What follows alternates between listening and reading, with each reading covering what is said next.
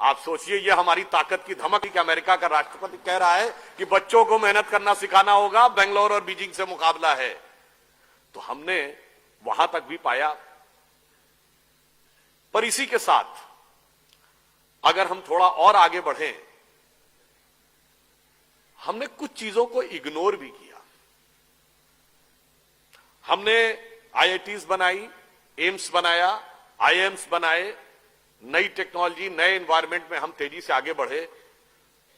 पर there are certain things जो हमारी थी और हमसे खोती चली गई। You remember just 50-60 years back on the issue of agriculture what was said? अरे दुनिया चांद पे पहुंच गई, तुम गाय के गोबर पे पड़े हो। गाय के गोबर से कोई खेती होती है? Go for mechanised farming, chemical fertilisers, advance technology. आज क्या हुआ 50 साल के बाद? गो फॉर ऑर्गेनिक फार्मिंग, आ गए गाय के गोबर पे। और वो हमारा था, हमारा मजाक उड़ाया था 50 years बैक, जब कहते थे आयुर्वेद की बात, अरे फूल पत्ती खाने से कोई इलाज होता है? B scientific, go for Terramycin, Crocin, Metacin, new medicine. आज क्या कहते हैं? Go for herbal medicine. ये हमसे खो गया या खोते जा रहे हैं। जस्ट 50-60 years बैक जब हम ये कहते थे पेड़ की पूजा करो, पहाड़ की पूजा करो, नदी की रक्षा करो, तो what was said? This is the reminiscence of primitive tribal civilisation. यही एलिगेशन था ना। And now from Rio de Janeiro of 1992 to Copenhagen of 2009 to Paris of 2016, अब आप क्या कह रहे हैं? पेड़ की रक्षा करो, नदी की रक्षा करो, पहाड़ की रक्षा करो, जंगल की रक्षा करो। ये हमारा था और हम उसको छोड़ते चले गए।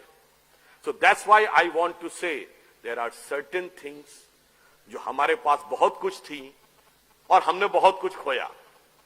Another example I would like to give. You all remember that just few months back, Xi Jinping was here in India and he was there in Mahabalipuram. You know what was the connection of Mahabalipuram with China? वहां पर एक Pallav dynasty के एक बहुत बड़े king थे। He converted to Buddhism and his name became Bodhidharma. And he went to China. And he became the patriarch of the Zen Buddhism by the name Da Mo in China. And subsequently 90-95% of the China became follower of Buddhism at one point of time, for which one of the very prominent Chinese thinker, philosopher of 40s and 50s, who she has said that India has culturally dominated and controlled China for more than 2,000 years without sending a single soldier across the border. This was the connection of Mahabalipuram to China. We forgot. One more thing I would like to remind. What was our capability? In the first non-aligned summit, the then President of Indonesia, Ahmad Sukarno, which is the biggest Muslim country in the world, has come to India. When he was returning, the return gift was given by Pandit Nehru. Then he asked for another gift. Then it was asked, kya chahiye aur? Then he said, 4 ghade Ganga Jal. Then his counterpart of Pakistan said, what you are asking? You are a Muslim country and asking for Ganga Jal. He said, by change of circumstances, we have changed our way of worship, but we cannot change our forefathers. So what the connection India was having across the world, ये तो Indonesia है। और America के मूल निवासियों को क्या कहते हैं? रेड इंडियन, क्योंकि इंडियन को ही खोजने गए थे वहां। None of the country in the world is having such a vast influence from the far eastern side to far western side.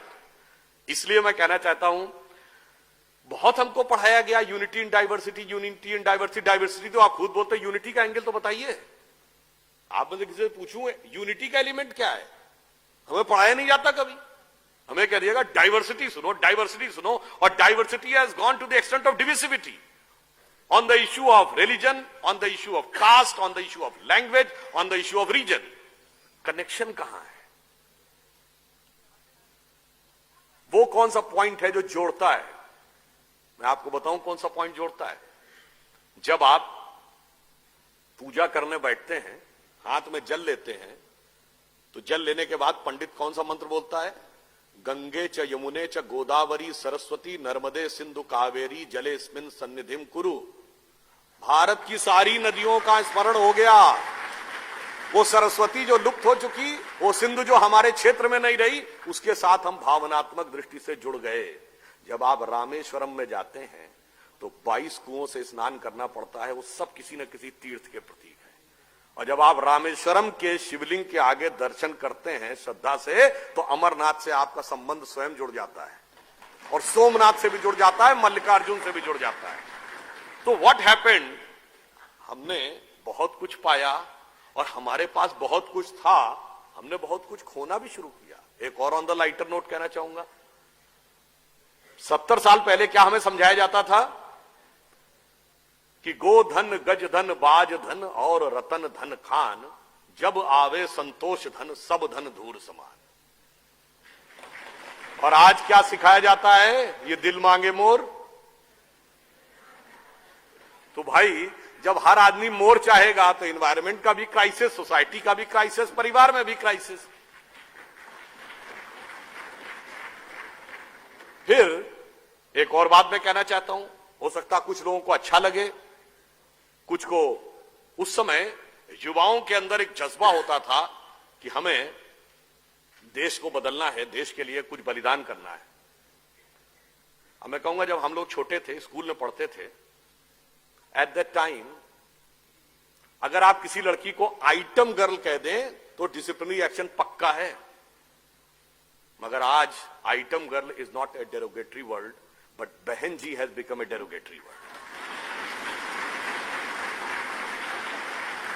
तो हम 70 साल में कहां पहुंच रहे हैं, जरा इसको भी हमें अच्छी तरह देखना होगा।